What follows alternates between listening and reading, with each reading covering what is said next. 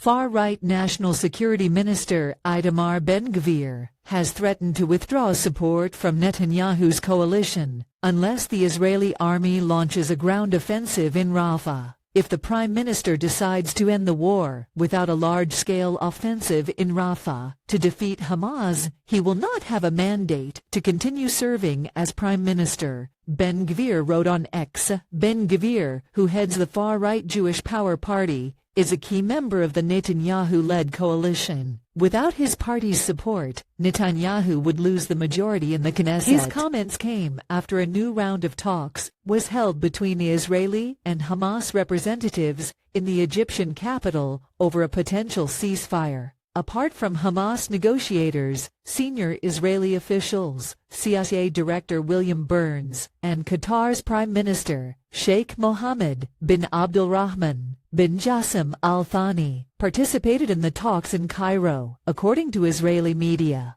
On Sunday, Israel said it had withdrawn its ground troops from Khan Yunis in southern Gaza after months of fierce fighting. The Israeli troop pullout of Khan Yun and ceasefire talks with Hamas in Egypt also drew strong backlash from far-right Finance Minister Bezalel Smotrich, who summoned his party for urgent consultations in the Knesset. He voiced his anger at reports over a general deal to end the war without defeating Hamas and reports of progress in the negotiations in Cairo. Netanyahu's coalition could collapse if the two far-right ministers drop their support for the embattled prime minister. It remains unclear what the Khan Yunis pullout means for Israel's plans to invade Gaza's southernmost city of Rafah. Netanyahu has repeatedly vowed that the Israeli army will carry out a ground operation in Rafah to destroy Hamas. Most of Gaza's 2.3 million population has fled to Rafah under the Israeli army's orders in the wake of the regime's incessant strikes across the territory. Many displaced people in Rafah live in makeshift shelters or tents in squalid conditions, with scarce access to safe drinking water or food. The UN and aid groups have repeatedly warned against the repercussions of a ground incursion into Rafah. UN Secretary General Antonio Guterres warned in February that an assault on Rafah would put the final nail in the coffin of humanitarian aid operations and leave civilians without support.